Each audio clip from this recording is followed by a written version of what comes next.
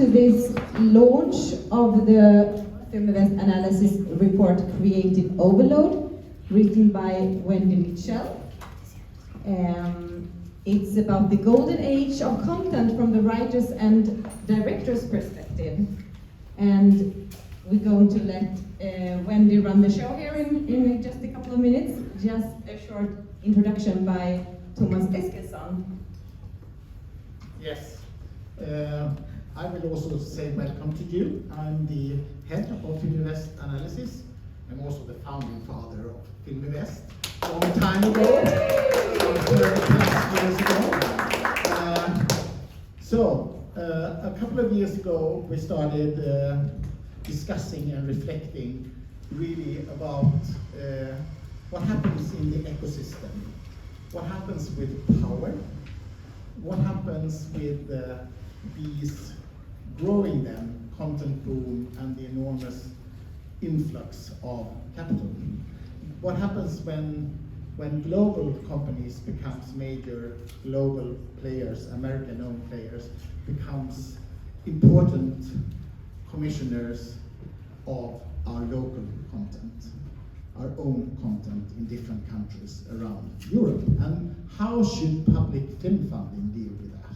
What is the role of public film funding in the mid-term future? So we decided to make a study about this.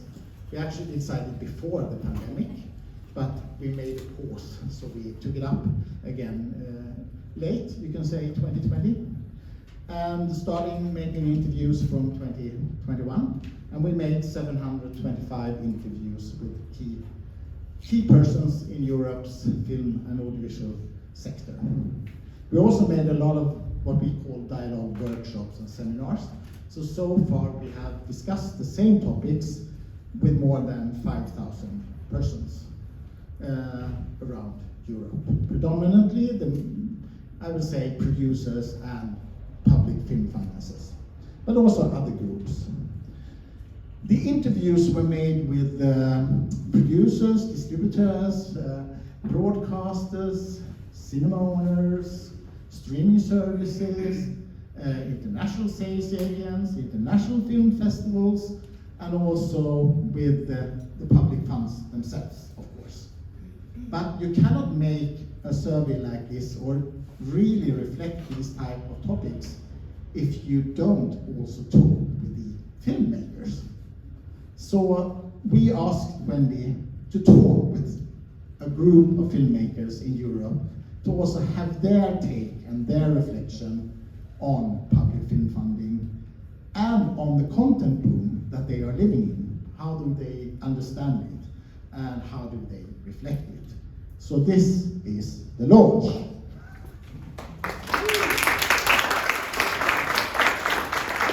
We should also mention we've got copies, of course, of today's report, which I wore a shirt to match. But we've got the report that Thomas mentioned about public film finance at a crossroads, and what's the other one? Is that the Mike Govins one? Yes. Streaming giants and public film funding. So take all the reports. I wanted to say a huge thank you for being here today. I know it's so busy in Cannes, the fact that you all made time to come and talk with us. I just feel very proud. So yes, I remember we did a panel at Berlin 2020, I think. And it was all about this content boom and how people are navigating that. But I was, of course, talking to financiers, funders, distributors, producers, and we weren't talking to the filmmakers. So in March 2020, I was ready to start calling the actual writers and directors about the boom, and then the world fell apart. So we didn't start it in March 2020. It wasn't the right time to write about a boom that month, was it? So last summer, in 2021, I caught up with 10 amazing directors and writers across the globe, really, from India to the US and Europe, and really grateful for their time. I'm not an economist, that was never my specialty, so it's really just a long read. I think it's more long read than a report, but it's talking to them about how they're working today, how they're navigating this so-called boom. Is it good for them? Is it bad for them? Do they want to work with Netflix? Do they not? So I really thank those 10 interviewees for their time, and I'm glad we have a chance to talk to some other people about the topic today. I'm not going to bore you by digesting the whole report, but I was just going to mention a couple of talking points, perhaps. People said there are more opportunities now for paid work than ever before, but that doesn't necessarily mean it's the creative work, the authored work that you want to make. Yes, you can get hired to do something more than ever before, but is it what you want to do? And how do you juggle what you want to do with paying the rent? They might not be the same thing. People were very excited about the potential to reach audiences around the globe. 20 years ago, Squid Game, I don't know if it would have been made in Korea, maybe it would. I don't think we would be sitting here today knowing what it means. What does that phrase even mean? Or much less watching it obsessively. And so that's very exciting, but it also can be paralyzing if you are a writer or director thinking, how do I make a global hit? Well, maybe making a global hit is staying very local in storytelling. I was kind of surprised, even people like Ruben Östlund I spoke to, who's obviously a cinema devotee, said yes, maybe he would be open to episodic work. Maybe he would work with a streamer if it's the right kind of project. So some of the creatives we spoke to said yes, they love the idea of doing something episodic because you can go deeper. Not always, but one storytelling opportunity from going episodic. We also talk a bit about intellectual property, and that's the buzzword of how do you keep it? How do you build a career by keeping your own IP and not giving it all to Netflix? I don't know if anybody from Netflix is here. I'm not making you the evil scapegoat here. Go ahead. Okay, thank you, Whit. We're also seeing something, this US tradition of the showrunner, which is the writer or creator of an episodic series, is starting to come more into Europe now. And writers see that as a very good thing. Obviously, they're not just the writer. Maybe they're in charge, and that's nice. I also spoke to creatives about the need to protect the cinema and promote the cinema. We all need to still leave our houses, don't we? I mean, sitting in the Palais watching a film, we're reminded of the power of that communal experience, the power of seeing images that big, living in it, and we all want to protect that and keep that, but how can we make sure audiences are going? And I certainly don't have all the answers to that, but there were some suggestions about film education, film festivals being one place to start, so Cannes, obviously. And one of the writers who had a big Netflix deal said, even Netflix is kind of making it up as they go along. They might not have this huge, grand plan that we all think they do. And then maybe that plan is shifting too. Maybe they're taking a different look at their business. But audiences and creative people can have some influence on the future of this business. And that gave me hope to hear them saying that it's not just some company who wants to sell groceries and diapers that is deciding what we're all going to be watching, but the audience and the creative storytellers have some place in this great ecosystem. So you can read more in the report, of course, and thanks to Film Väst for trusting me to write such a thing. And it was so great from my little shed office in England to be Zooming with 10 amazing people last year and really talking about some issues. That was really nice. So I'm so thrilled we have the legendary American writer and director Whit Stillman with us. I think you'll know all of his films. I've been a big fan since Metropolitan, Barcelona, The Last Days of Disco, Love and Friendship, and he's got a few new projects he might even talk to us about. So Whit, please join me. We're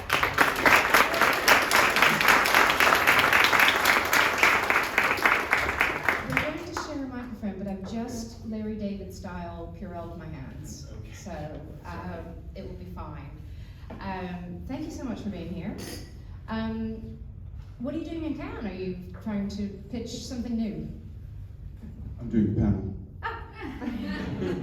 The best one. I was just, you have been working in this business, since I mentioned, since Metropolitan or before, and how have you seen opportunities change or just the industry change? And I know you could probably talk about that for an hour, but what are some changes you've noticed since you started? Well, years before I started coming with my own films, which was Metropolitan in 1990, I was trying to get into the film business, and I was selling Spanish films, small Spanish films, starting in the early 80s. Why Spanish films? Because I married it. So I got married in Spain, and the first dinner I had in Spain, I met a lot of directors and producers and told them about the Variety special issue on the Spanish film industry, and then I could sell their films to television in the United States. And then I realized that you actually sell the whole world, not just to television. And so I started coming here. And for me, the electrifying moment, I think, was when Stranger Than Paradise broke as a big hit. And that was kind of an inspiration. Also, the Spanish filmmakers I was working with made very small indie film comedies, the little Madrid comedies before Almodovar. And they were really good. Fernando Trego's Opera Prima. And one of them said that he had, I asked him, like, what resources he had to make his film. He said, I had this credit from the lab, and I had that credit, and I said, well, how much cash? And he said, $50,000. And I was thinking, gosh, I could write a script and maybe get $50,000 and make a movie. And so Metropolitan was self-generated. Wow, okay. I sold the insider rights to the apartment I was renting and got $50,000. And so the sort of things I've noticed over the years is that sometimes when the industry seems to be going great, when there's tons of money, when there's all kinds of talk about how great it is, for individual people, that can be the worst time. And then when things go really badly, it seems like the industry's in crisis, there's a recession or something like that. It seems like the independent projects can sort of find their own way and come up. So it's really, I'm not sure it's exactly counter-cyclical, but somewhat. And then there are all these sort of traps I think you can fall into. I think the key role in independent cinema is the producer, because the indie writer, director, we know about them, they want to make their film. But to get people who are willing to stay in the independent area and work as producers and get the films off the ground, because people talk a lot about finding the right agent or finding the right manager and all that, but really agents and managers, even if they're very good, are not going to spend the endless time, uncompensated time to put the project together and put it across. The experience I had is I had a wonderful fellow who, we had the money, and in fact he turned down the job. He said, because this budget we can't get locations, and I said, I'll get the locations. And he agreed to do it, but then he very sadly died. Oh. And he was a wonderful guy, Brian Greenbaum. We have a little tribute to him in the DVD for Metropolitan.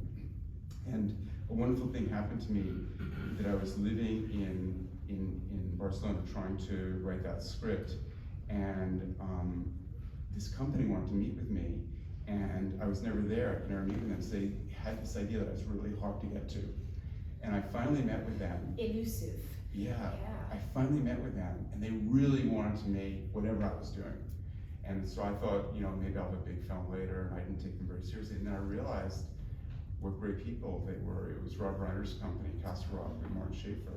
And I thought they're just one of these mid-market, nondescript commercial companies. DVD kind of. And this is a company that was created out of, this is Spinal Tap. That's where it all started. And then they went into bigger comedies when Harry Met Sally. And so I ended up doing 2 films with them, full Castle Rock. And so I never sort of had a need for a producer because they're sort of doing that function, they're financing it. And so that was a real setback when I came to Europe in '98 and we had my own projects, and they were taken over by Warner's. Jeff Bucas, who I think is the great villain in my world of cinema, because all he did was sort of destroy. And there's certain people in cinema who build everything up and really create companies. And it seems to be the sort of Wall Street types who come in and they're just going to dismantle and sell off and get a higher price for the stock.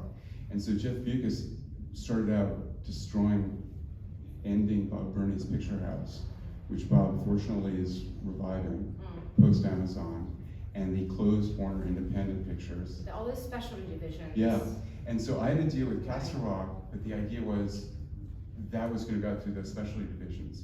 And suddenly those no longer existed. So my projects were orphaned at Warner Brothers. And then, you know, to sort of finally find the right producers who can make films. And the next film I made was the Castle Rock people coming back and writing checks themselves. It wasn't the Warner Brothers corporate Castle Rock, it was Rob Reiner, Martin Schaefer, and their third partner, just writing checks to do a low budget film, Damsels in Distress. And then I had to find great producers to get things going. And one of them is here, Lorraine Borchot, who helped put together the money for Love and Friendship.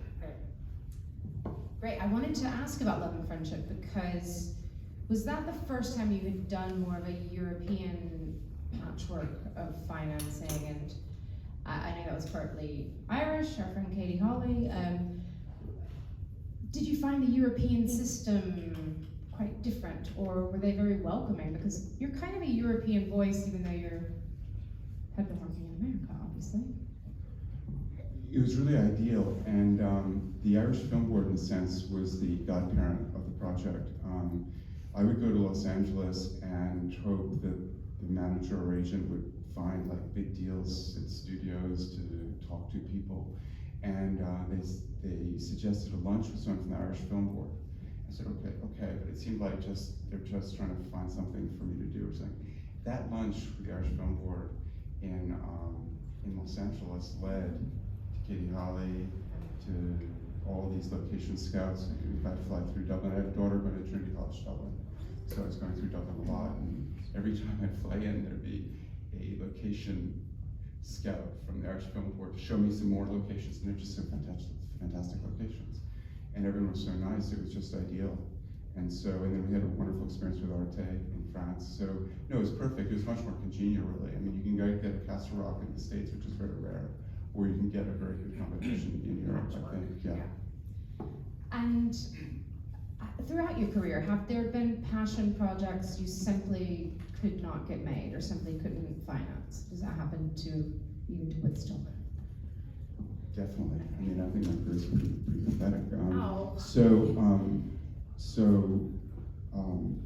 I don't think we think in those terms necessarily because that can be kind of good. So I think we hope that what we've worked on will find some use for later, maybe in a different form.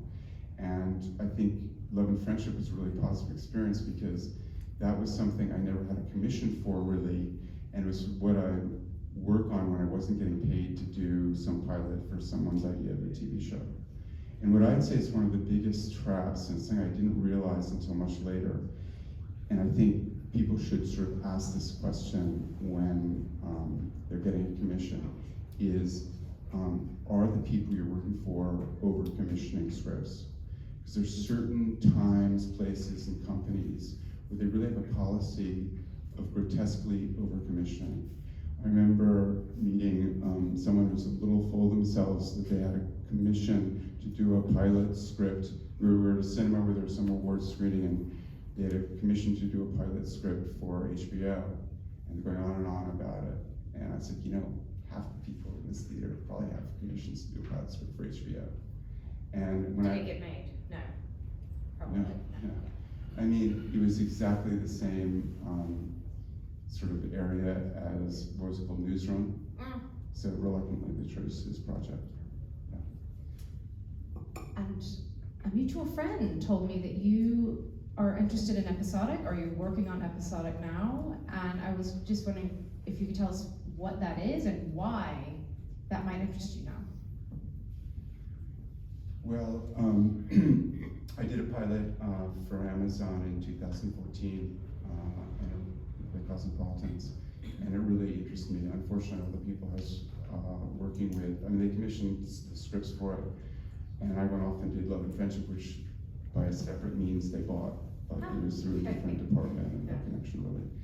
And then when I started working on the scripts, they all got fired, and they're really good people, and I think it's a real problem in our business, this mania for keeping people from working, from firing people, and I really think that we have to sort of change the way we think of the business and not try to do every social objective in our industry, that we really should focus on the quality of the films and good behavior going forward. I mean, the importance, I think, for criticizing bad behavior in the past is to have good behavior in the future by people who have blameless records will just behave well. But also by people who maybe did something bad 5 years ago or criticizable, but they shouldn't have their career ended, and we shouldn't upend all the projects they're working on, and ban every episode they've ever made, because there are so many other people who work on those shows. Yeah. And so if you cancel and won't show, This cancel culture of one person did something naughty, it's there's one 400 person. people. all these people worked on the show, and now you can't see it because But anyway, it's a question of good behavior going forward, and trying to do the best things possible, because there are just so many forces keeping things from being very good, and to have all these other criteria, So episodic, for me, I was very cynical about TV because I had so many times commissions from these places where they seemed to have no interest in really doing it. And Sony Pictures TV made tons of money with Castle Rock Seinfeld. They made billions. And so their strategy was commissioning a lot. And when I moved to Paris, I thought I'd take the Eurostar over to London and do a lot of work in London, do films there. And on the script side, it was really nice. I got these commissions and a great people to work with, but they were hugely over-commissioning. And they really weren't thinking, we're gonna commission this, we're gonna make the film. It was like, okay, there's a script, and so I'd always heard about development hell, but I never really experienced it except my own hell as a writer, 4 years in the Metropolitan script and all these years.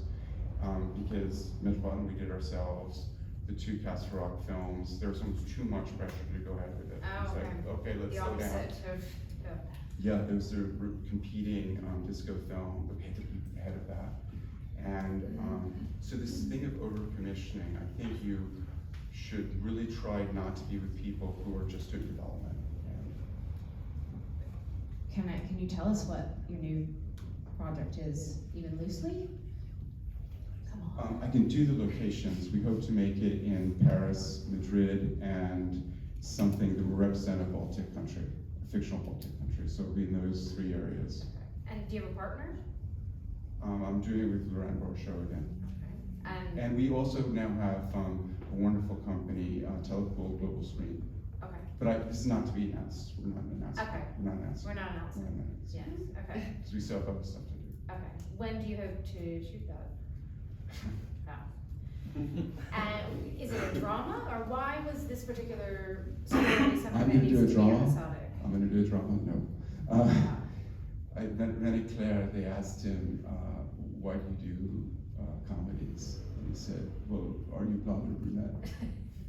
And I think Sidney Pollack said something else, like, with certain filmmakers, there always has to be a gun. And with him, that has to be a love story.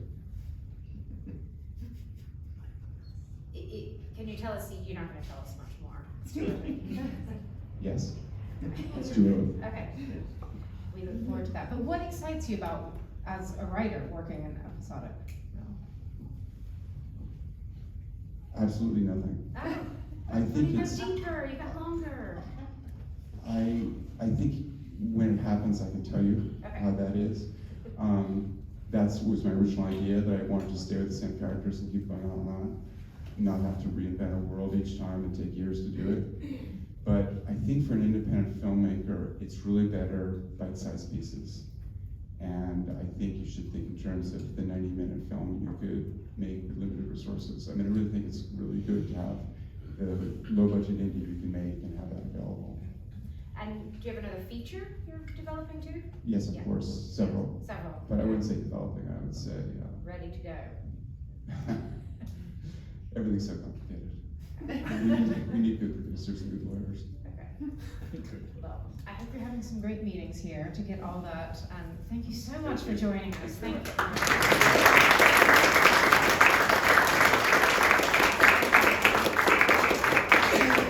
We're going to move on to a short panel discussion. We'll keep it breezy and lively. We have the director Shaunak from India, And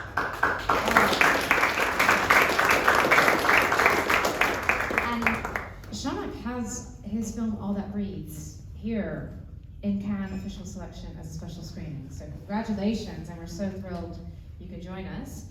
Let's also bring up Justin Edgar from the UK.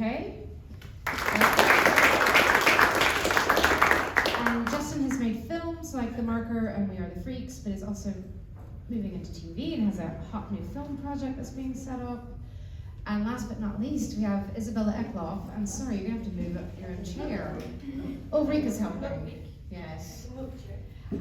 Isabella, well, I say Sweden, Denmark. I don't even know which one you live in right now. Does it matter? Officially, I live in Denmark. Okay, officially living in Denmark. You will know her as the screenwriter of Border, my favorite film of that Cannes and that year. And Just wait till this afternoon. okay, oh yes, and she has directed Holiday, that was a big hit at Sundance, and also directed For Servant, the TV show. And industry.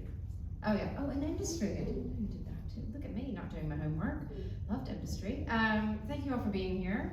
So yeah, I just wanted to ask you your own personal reflections about, yeah, this industry and how you're finding it. And Shaunak, maybe I will start with you because I think, again, documentary, we are hearing that this is a boom time. There's more channels than ever that commission documentaries, that show documentaries, but that's some of that is true crime, some of that is celebrity gossip documentaries. Obviously, you're interested in making cinematic work. So, yeah, how have you found it in making your films? Does it feel like enough support is out there for the kind of films you want to make? Right, so I think boom time for who is the question. I think the stories are a bit different between the global south and the west. There is definitely an increased interest in stories from the non-west as well. I mean, true crime is something that's of course very big, but it's not something I'm very excited by. No. I'm interested in making something which is cinematic and uses the tool of fiction and is able to enchant and seduce you in the same ways that fiction does through the world of non-fiction. I think one of the things that happens, especially with the global south, is that you either have stories that are shocking in a true crime sort of a sense, or exotic, or the world of interiority and the exploration of the human condition is usually not something that's expected from the non-West. From the non-West, it's the sociological, the anthropological, etc. So I think what's changing is there is a greater, but I'm guardedly optimistic about it, cautiously optimistic about it. There is, the only change I think one can map out is there is now greater interest in different kinds of cinematic stories from that part of the world as well. I think last year there were 3 films from the South Asia region which sort of broke out into the festivals. So there is more interest. It's a lot of the conversations are not changing as fast as one would like them to. Of course, there is a change. I think what's interesting is that the number of films that are essayistic and are open to a more interesting balance between the abstract and the concrete are changing. So I think that way, I suppose, there's some degree of transformation. I'll shout. Right. You can hear me back there, right? I'm loud and American. Your film was a hit at Sundance. It's selected for Cannes, which is a very, very big deal. Have people started approaching you, agents or, these big platforms saying, what can you do for us? Or are you sort of on your own path where you already know you want to make these cinematic films? Are you getting offers coming in? Yeah, I'm getting offers. Okay. Are they offers that you like? So there's 2 things. There's either, I think the thing that most people from that part of the world, I'm sorry for saying that over and over again, but are averse to is becoming spokespeople of that part of the world. Yeah. It's like there's one doesn't You're want to only be, allowed to Yeah. tell this. Yeah, exactly. Yeah. So one doesn't want to be slaughtered as as being a representative of a certain geopolitical part. But there are, of course, offers, and I work with producers who are excellent and friends and so on. So I have people who help me navigate that. There's definitely interest. I get very burdened by the question of, so what's next? And that was the first question immediately after Sundance, and now at Cannes. So at least for me personally, things take time to marinate and gestate and then to come out. So I know that I'm, for instance, interested in doing things around the ecological and working within the broader category of the ecological subline, whatever weak that sounds. But that was what the film was about, and that's what I want to do next. But of course, that's not good enough. But yeah, there are offers for sure. Are there offers for just feature films? Have you been offered any kind of episodic work? Is that something you're interested in, or do you also want to do fiction? Yeah, I absolutely am. I think I'm interested in broader themes or ideas, and the iterations could be in the world of fiction or in the world of non-fiction. So, and there are conversations about episodic things as well. I mean, it feels like, look, it's possibly because the iron is hot, so to say, probably. Yes. And it might just grow cold at a breakneck speed. But so at the moment, it feels like the conversations are there. But I'm very conscious of the ephemerality of these conversations, of course. Thank you for bringing that up. I might turn to Isabella next. I'm just wondering, you've done very authored, very brave work with a script like Border, and then your own film Holiday, and then how does it then feel that you get hired for something like Industry, which is a very smart show, but it's not your vision originally, and how do you adjust how you work on something like that? I don't. You don't? Yeah. You just do your thing? No, I don't want to work with episodic TV anymore. Okay. It doesn't work for me. Okay, well that's also came out in some of this report. We talked to Desiree Akavan, who's a great filmmaker, and then she was working for hire on a show like Hacks, which is a hit show, and it's a good show, but she just said, no. So why Too wasn't many it? bosses. It's a ridiculous system. It's absolutely flawed and very toxic, I feel. I'm not dissing on these two shows because they are actually Good shows, yeah. They're good shows, and especially the script of Industry, I respect very much the screenwriters. It's like you said, it's a very smart show. Yeah. But having bosses upon bosses upon bosses that people have to defer to, people getting a panic because they changed interior to exterior or day to night. That's ridiculous. That's not something that promotes artistic freedom. You need to have fun if you want to create something that's good, and all those things are just completely stifling. And it doesn't work for me. And I think we also can see with what's coming out with Episodic, a lot of it is quite boring actually. Sort of following the same trope, and it's because the producers are in charge too much. And can I be really crass? Did you earn nice money working on the It's show? okay, I'm a rookie, so I'm not getting paid like Okay. some of the others, so I'm getting hired for the ones where they can underpay. Okay. And how, do you have an agent that was sort of pushing you Yeah. towards that kind of work? No, Not pushing pushing, you, yeah. but offering you for that kind of work? Yeah. Let's talk about your passion, your next film that we just said it's going to be shot in Greenland, or partially in Greenland, starting in September. Can you just tell us about that and how long you've been working on the story? It's based on a autobiographical novel by author Kim Leine, who was abused as a teenager, sexually abused by his father, and at one point in his 20s he kind of fled the country and he went to Greenland. He's a nurse, a registered nurse, and he worked there, and he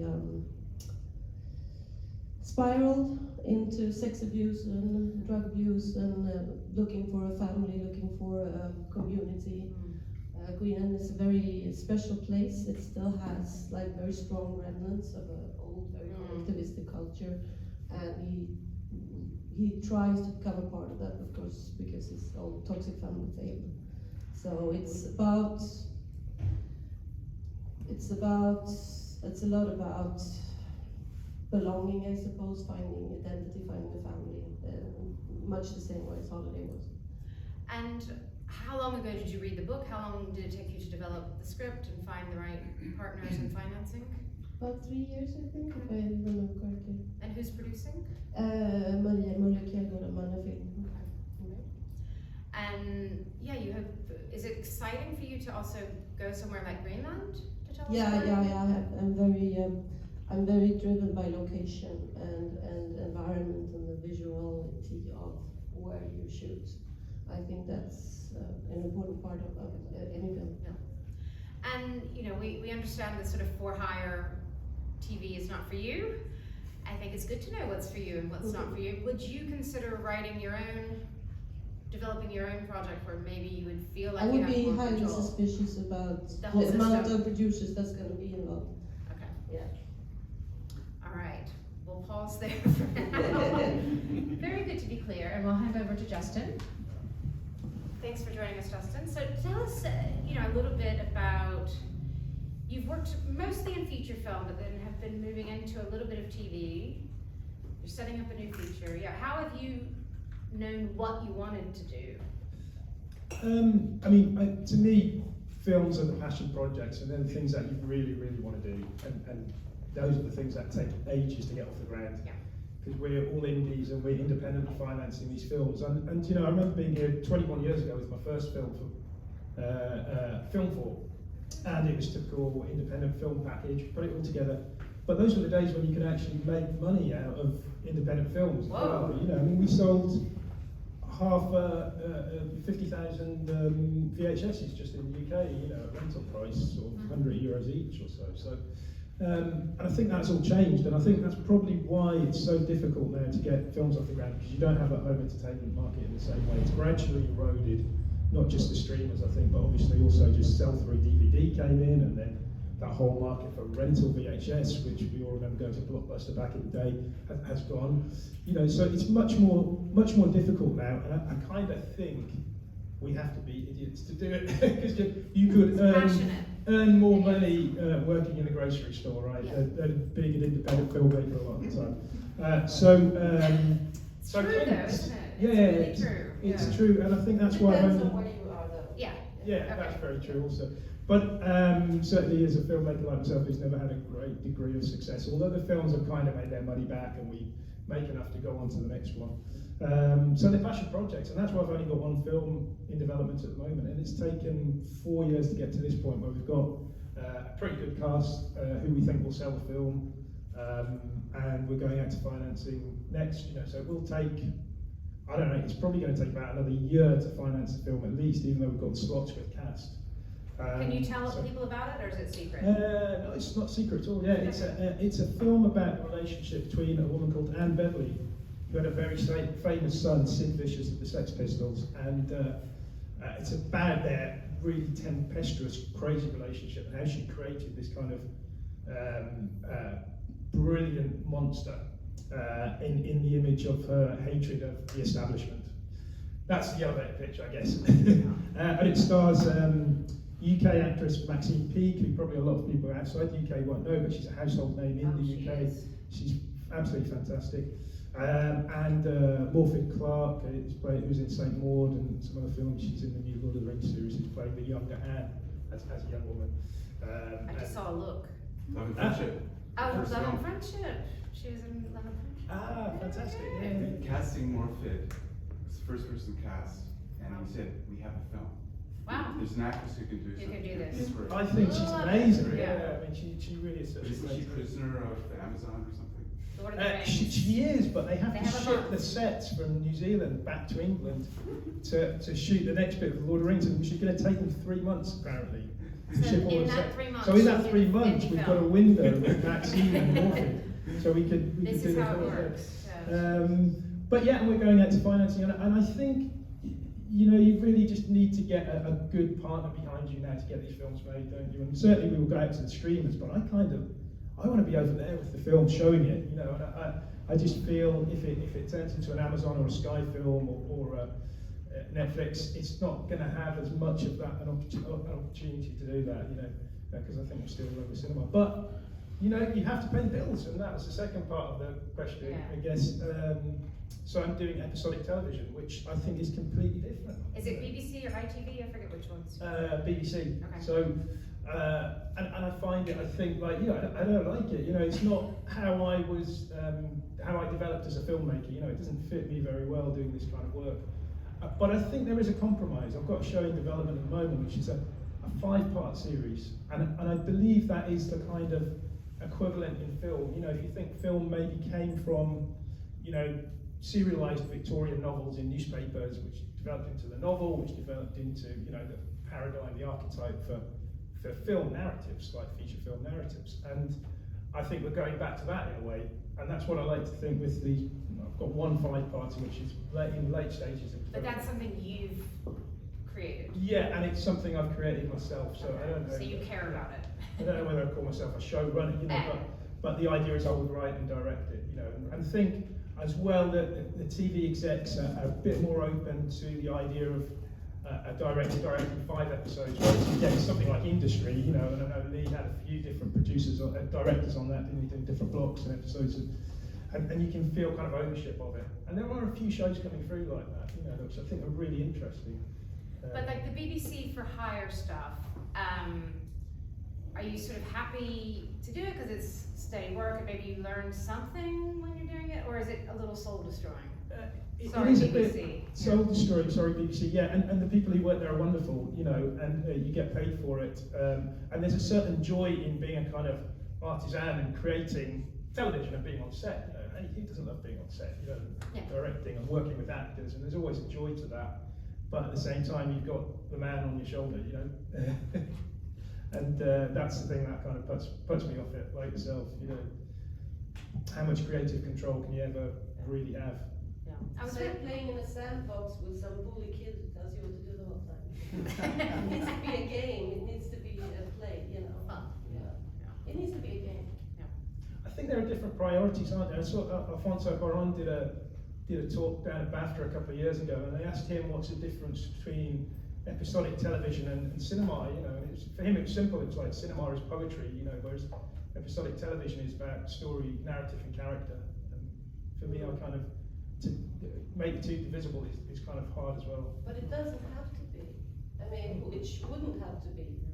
I've seen some things I consider auteur work on TV lately, like The North Water. Is that Andrew Haig? Yeah. And that felt like crazy cinema, and how has that gotten commissioned? But that feels rare. Yeah.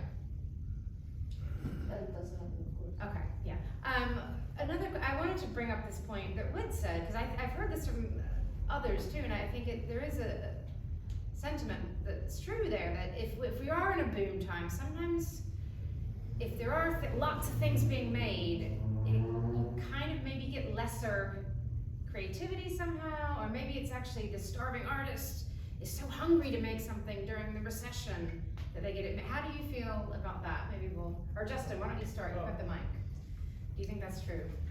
Sorry, could you repeat the question? Just, in a boom time, is there a danger we're just seeing complacency, and maybe when it's more of a struggle, you get more of the passion coming through? Yeah, maybe, but I don't know. It's always not. I mean, it's such a hard business anyway. It's got a nice sort of things are a little bit easier. individual. Yeah, it does seem to get a little bit easier as you get older as well. I don't know. You've been around for longer. People seem to know who you are. Okay. Shaunak, what would you say about creativity during either a boom time or a recession? I think slowly. Yeah. And fast things don't come easy to me, and things have to cook and get baked. So I just feel like it's the time it takes to gestate might not be in keeping with the time cycles that are very frenetic when it comes to it. So I get a bit nervous when can get this out by July sort of a thing. So and usually it also means having many chairs in the edit room. Yeah. And when you're beginning a work or when you're beginning an edit, to constantly articulate coherently why something works, it militates against the process. It's an intuitive glow. And how do you explain, so in that way it's a bit difficult. But having said that, I don't want to only spell gloom into. It's also great because when else have you, it's significantly different from what it was 4 years ago. Yeah. So it's not like, when have you ever had the opportunity where somebody comes and says, maybe something gothic, or maybe, you know, it's like, when do you have something, like this kind of a buffet of genres available? So in that way, of course, it's great, but just like in a buffet, there's a lot available. There's also in a buffet the lack of individual, authentic, you know. So Amazing flavor. Yeah, so it's you the, might have some boring chips over here. exactly. Yeah. So it's the pros and cons of the buffet. I'd say. And Isabella, same for you. Yeah, I love that. It's a good metaphor, yes. I was going to say something, we forgot about it. Just creativity in times of. Oh yeah. Well, I mean, I think one part of art in general is to digest whatever is going on in the collective consciousness. So I think there's like, when there's a collective trauma going on, I think that's a big like that you know, boosts creativity. And I think, to my understanding, it's more about that rather than maybe the economical realities. Yeah, like, you know, the flush of World War II films in the 50s, like those kind of things. I think when, you know, we as humans, we create art because, you know, we're like an oyster with a piece of sand, and we need to do something about it, you know, and that's when great art happens, is what I think.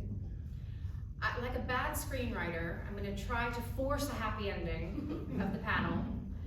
Can you say something that is exciting you about storytelling of now or the future?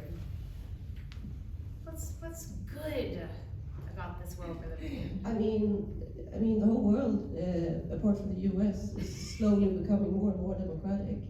You know, we have fascist counter movements, that's true, but you know that the global south is slowly rising from poverty, and women are getting emancipated, and violence is going down, wars are going down, starvation is going down. We have to remember all these things because media makes us think that things are getting worse, but things are getting better, and that's good for all creativity, of course, if people are not so poor that they cannot do anything else but, you know, try and stay alive. And Shaunak, what's something that's exciting you about the future of storytelling?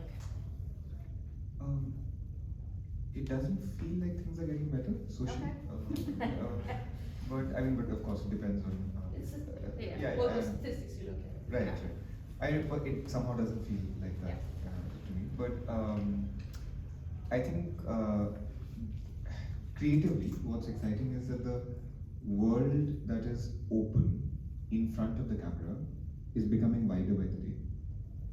Be it the proliferation of cameras available or CCTVs or that kind of a usual thing, but it feels like the world is more open to being shot in various ways. You know, it's like the world, the fodder that real life provides to the world of the camera seems to be expanding.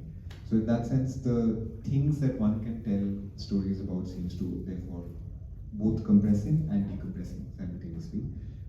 So it's a kind of waxing and churning, and one somehow is airdropped at points, and if you're strategically working it out, it somehow falls into place. Sometimes it doesn't. But is that kind of a thing that's exciting, and I'm really excited about really good cameras being cheap.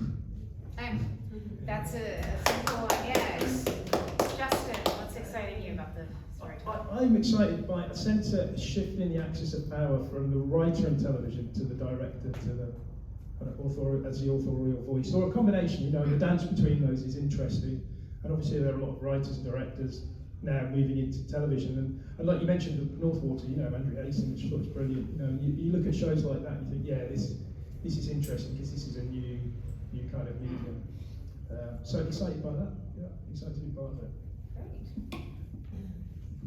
Thank you. I think I'm excited that we've got such amazing storytellers, and also a big thanks to Filming Väst for giving people time and space to talk about these things, because not a lot of other companies or organizations or funders are necessarily doing that, and I think it's so great to hear directly from our creative voices. So thank you so much for joining us. I welcome everybody to pick up a report or reports over there, and thank you hugely to Whit, to Shaunak, to Justin, to Isabella, and Good luck with your screening is tonight, tomorrow? On Monday. Monday. Okay, what day is today? Sunday. Yeah, tomorrow. Tomorrow. Go see All That Breathes. It's absolutely beautiful. Good luck with Sid Vicious and his mom. Good luck in Greenland. Good luck across the continents with your secret TV project. Thank you so much for joining us, everybody.